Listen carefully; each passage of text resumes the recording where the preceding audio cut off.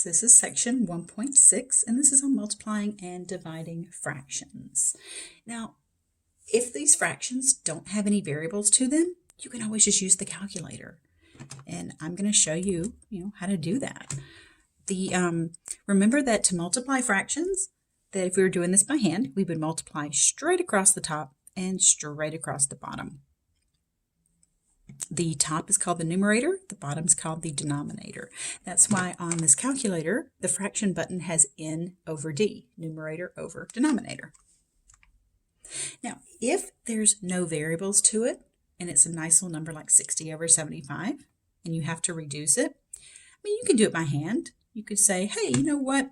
I can see that 15 goes into both of those, and you can divide both of those by the same number, 15, and get 4/5. Or you can just put this fraction in your calculator. So you hit the fraction button first, and then you hit 60 over 75.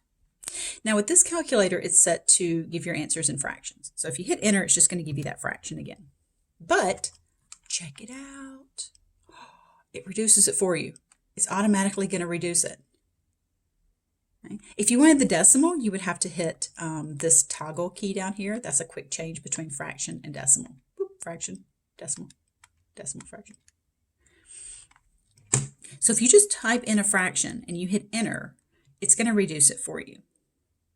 Now, what happens if you type in a fraction and it gives you the same one? That means it was already reduced. Okay. All right, cool.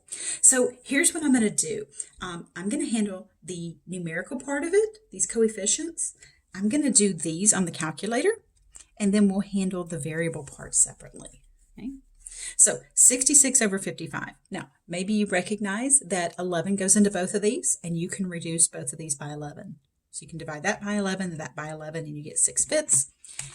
If you don't recognize that, it's okay. You can hit 66 over 55. Now, you can hit the fraction button first, and then 66, down arrow 55. Or if you hit 66 and then the fraction button, it automatically puts that number that you typed in as the top. So it's just one less keystroke, I think. One less, maybe two less. So you hit enter, boom, 6/5. It reduces it for you. The variable part, remember x squared is the same as x times x. So by writing all of these out, I can see that this x will cancel this x. So I'm basically reducing it right here, right? Those two cancel, and I'm just left with that single x. So I'm trying to color code this to where the red is going to be the numerical part, the coefficients, and the blue is going to be the variable parts. All right, so negative 12 over 24, your calculator will reduce negative fractions as well. So negative 12 over 24, we get negative 1/2. I hope you guys can see that. I know I've got a weird glare going on here. So negative 1/2. Then we've got y squared, which is y times y, and y cubed, which is y times y times y. So I've got two that can cancel. Remember, they have to cancel top and bottom, because canceling just means that it divides out to be 1. So this over this is 1. This over this is 1. So I'm left with a y in the bottom. Don't just kind of move that y to the top. It does matter where it's located. That y in the denominator is different than having a y in the numerator. So don't just move it to wherever you want.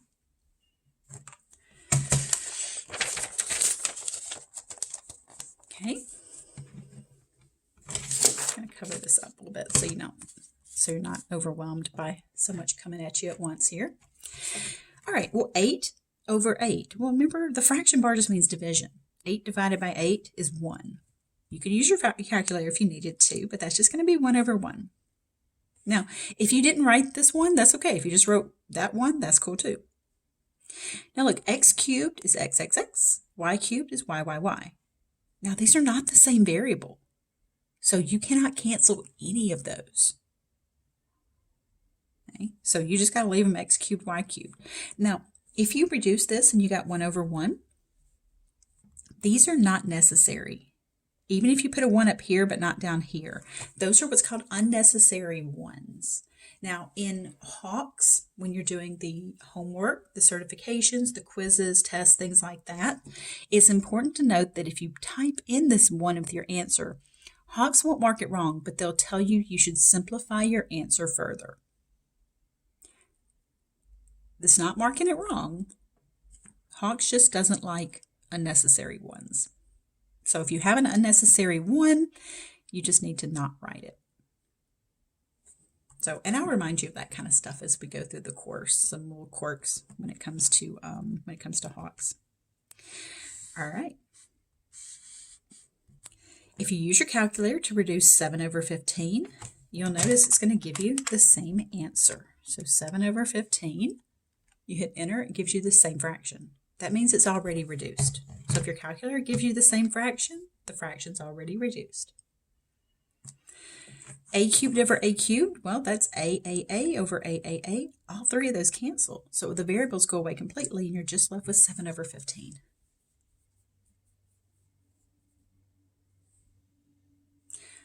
All right. Now, the next one's going backwards from this. So this was reducing. So this was all about trying to make the fraction into something that's smaller. Next up, we're going to write fractions bigger. Now, the reason we do this is because when you add and subtract fractions, you need a common denominator. So sometimes you have to write the fraction in a different form that is an unreduced form to get those denominators the same. So let's write 2/5 with a denominator, of 35. I need more coffee. So remember, the denominator is the bottom number. So here's how I have it set up. So the black was the original problem, and the red was the work to get my final answer. So remember that to reduce, we divide.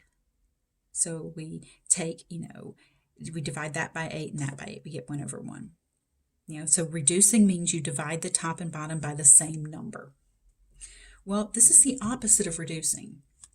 So it means we have to multiply the top and bottom by the same number. It's important that this number be the same, because if you're multiplying by this over itself, you're multiplying by 1. Multiplying a number by 1 doesn't change its value.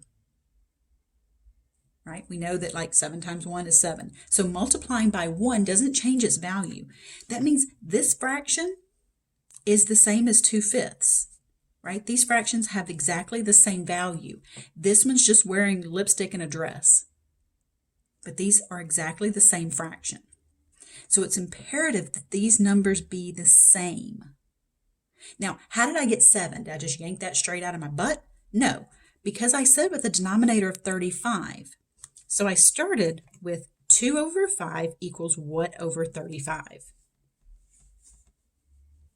And I got 7 by saying 5. What did I have to multiply 5 by to get 35? Well, 7. So I have to do the same to the top and bottom. So 2 times 7 gives me 14.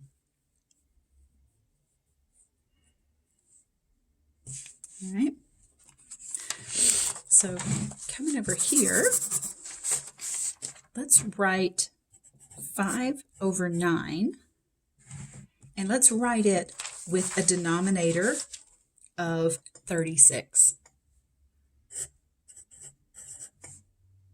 So if I want 5 over 9 to have a denominator of 36, what is that number that I need to multiply by? Well, that number that I need to multiply by is 4. And I have to do the same to the top and bottom so that I'm multiplying by 1. That 5 times 4 is 20. So writing 5/9 with a denominator of 36. 4 is my number here, that magic number that I have to multiply the top and bottom by. Now you can check your answers, right? Check it out, 20 over 36. If you take that fraction, 20 over 36, and you hit enter, it reduces to be 5/9. Those are the same fraction. This one's just wearing lipstick and a dress and heels and a wig or whatever, right? So just, sure, it looks different than this one, but, it's just got an extra few pounds. And, I mean, really, is that so bad? If a few of us are carrying an extra few pounds? No. All right, same thing, 5/9. So I'm still using 5/9, but the denominator now is going to be -18. All right, well, just got to figure out what that magic number is. To get from 9 to -18, -2 is my magic number that I got to multiply by. So doing the same to the top and bottom, 5 times -2 is -10. Again, we can check this. -10 over -18 gives me a positive 5/9. Same fraction. So this one, still 5/9. So try to work ahead of me on this one. Pause the video and see if you can write 5/9 with that denominator, and then see if you can write 5/9 with this denominator. Notice that that magic number you have to multiply the top and bottom by changes based on the denominator. So it's not going to be the same every single time, but it is going to be the same within the problem on the top and bottom. But from example to example, this top and bottom number are going to be, different. All right, so pause the video, see if you can work ahead of me. All right, so we got 5/9 equals, and this is going to be your new denominator, 72y. So figuring out what we have to multiply by. Well, we got to multiply by 8 to get 9 to 72, and we have to multiply by a y. We have to introduce a y into this. Okay? So we get 8y, so multiplying by the same on the top and bottom, 8y. That'll be 8 times 5 is 40, and then y is drug along for the ride. So remember, this is the opposite of what the previous example was doing. So don't go and cancel this and reduce this, because you'll just get 5/9. The purpose is to write it from a smaller fraction to a bigger fraction. So this is the opposite direction from what we were doing. All right, 5/9. And then look, big old fat daddy 27a squared bc cubed. I know you're like, okay, well, I had it. Holy crap on a cracker, what is she doing? That escalated quickly, right? Well, you can handle this. 9 times what's going to give you 27? 3. The rest of this garbage is just along for the ride. Just like that y was along for the ride here, the rest of this crap is along for the ride too. All right, so 5 times 3 is 15, and then all this stuff along for the ride. It looks menacing. I get it. You look at this and you're like, nope, I don't get it. This stuff is just drug along for the ride. Okay, don't be afraid of this. Okay, I know it's ugly, but it's got a great personality. It's smart, it's funny, it's got a great personality. Your mom loves it. She invites it over for dinner and stuff, but just don't be afraid of the big scary things, just because they're ugly. All right, so let's talk about multiplication. So we've got the whole reducing and we've got writing things bigger. So let's talk about multiplying and dividing and reducing. Here's the thing. If there's no variables, just use the calculator. Okay, you can do this. If you wanted to multiply that together and get positive 12 over 40 and then reduce it on your own, or you might remember, hey, I can cross cancel and then multiply. Ugh. Can we just use the calculator? Yes, we can. So we have -3, fraction button 8, go over to get out of the fraction, times -4, fraction 5. So the nice thing about this calculator is the way that it this shows fractions here. I like how it stacks them so it looks a lot like the problem. Some calculators that have a smaller display screen here will do this weird thing where it gives you like these weird little symbols to try to represent fractions, and then as soon as you hit times, the fraction goes away. So you're like, well, hope I typed that correct, because I don't know. This, you can see the problem you're typing. You can hit enter, you can see the answer. So you can see if you typed it in correctly and the answer at the same time. So like I said, I dig this calculator a lot. So we got 3 over 10. Boom, there you go. 0 times 17 over 68. Come on. Don't put that in the calculator. You all know that 0 times something is just going to be 0.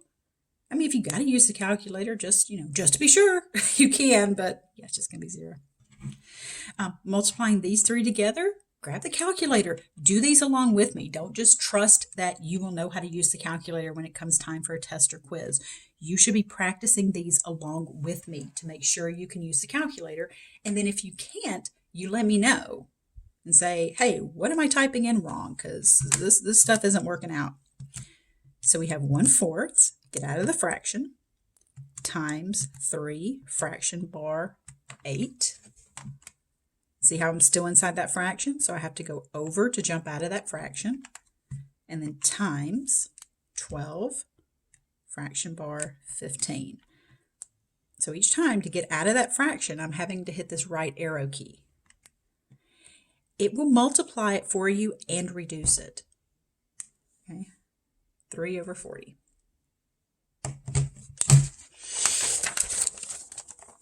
Let's bring in variables just a little bit. Okay, we're not going to bring in a whole lot of variables. We're not going to make this too terrible. Now, just like before, I'm sticking with my red for the numbers and blue for the variables. So in multiplying this, I'm going to multiply 16/7 times 49/64. And I make these little notes here in my lecture notes, use calculator. So that way you know how I'm getting that answer. You don't think it's just like some vision from the math gods or something. So we're going to take 16/7, go over to get out of the fraction, times 49/64. So it's 7/4. All right, so that's my numerical part. Now look, this x is on the top. So remember how I have to multiply straight across the top with fractions? That means I'm going to multiply straight across the top. That x comes across. Straight across the bottom. That x comes across. Now these can reduce because one's on the top and one's on the bottom. So those can reduce and go away, and I'm just left with 7/4. It doesn't always happen that way, that they reduce like that. Okay? Sometimes the only reducing that you can do is with the numbers, and sometimes there's no reducing. It's just like a multiply and reduce if possible. Okay, so let's look at this one. 5/20 times 10/13. Grab up the calculator here. 5/20. I'm going to hit that right arrow key to get out of the fraction. Times 10/13. I get 5/26. That's my numerical part. Remember, to multiply fractions, you multiply straight across the top. So that's x and x.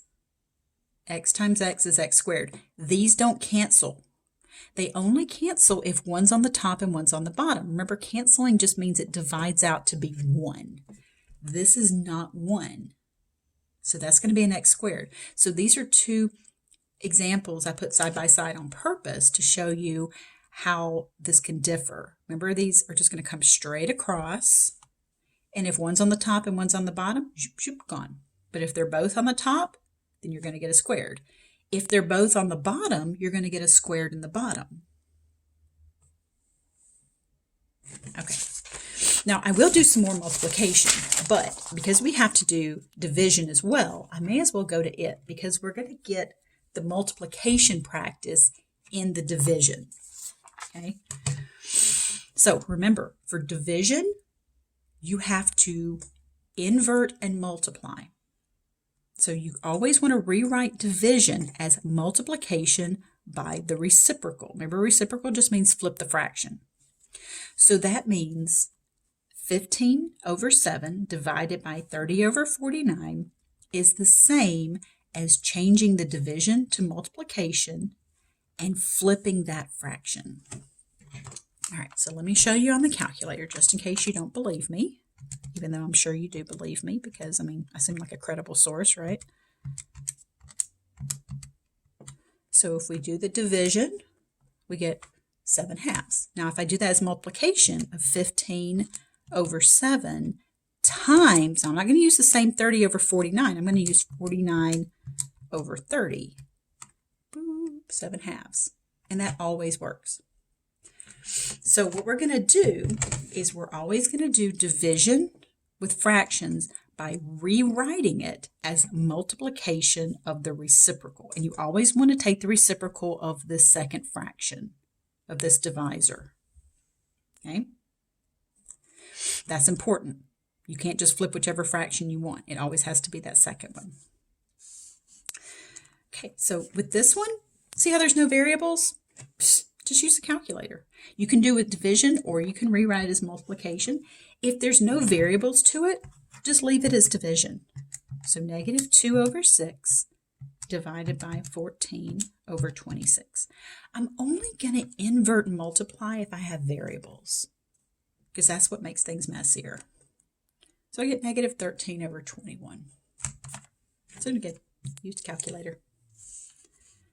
How about 0 divided by, and I just pick some, fraction out of my butt here. Well, if you take 0 divided by negative 38 over 47, you get 0. That's different than if you take a fraction like, say, 1/2 divided by 0. So if you did 1/2 divided by 0, look, you get an error. Now remember how we've talked about the errors. We've said that there's a syntax error that means that you typed in something the calculator doesn't understand.